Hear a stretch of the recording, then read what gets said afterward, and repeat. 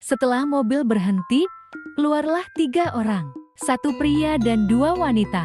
Nampaknya 3 orang itu, seorang gadis dan ayah ibunya. Dudlah cantiknya. Benar-benar gadis yang cantik. Walau di pondok ini sering kedatangan artis, tapi memang gadis ini benar-benar cantik. Mata yang indah, wajah yang sempurna, hidung mancung sekali. Bibir yang merekah tapi tipis.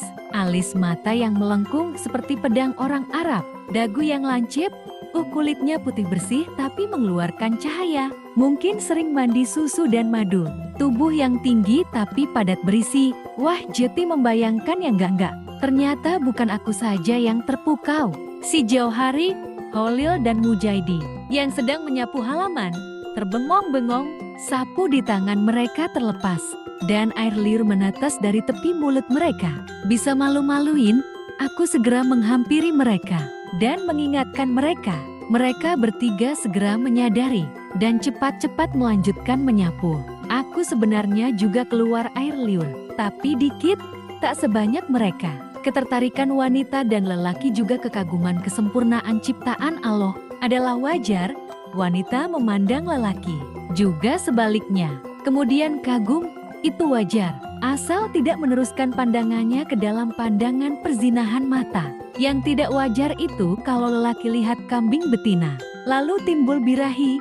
Inilah hidup kita ini diberi nafsu binatang, tapi kita juga diberi pikiran. Nafsu membuat kita hina, tapi dengan menempatkan pada tempatnya sungguh nafsu tak membuat manusia hina. Gadis cantik dengan kedua orang tuanya itu menghampiri salah seorang santri yang sedang menyapu halaman. Kebetulan yang didekati si Kolil.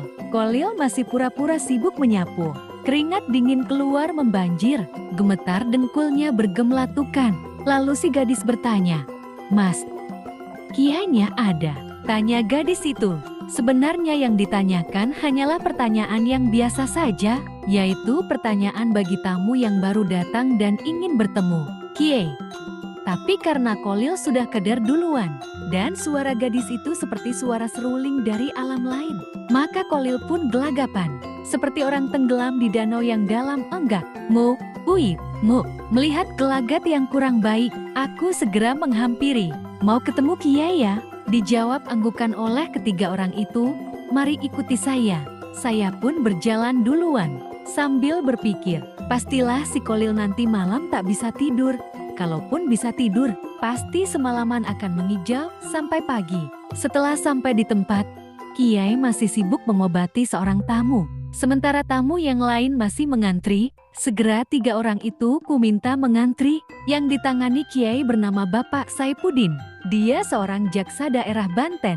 Karena menangani suatu masalah, Bapak Saipudin disantet orang.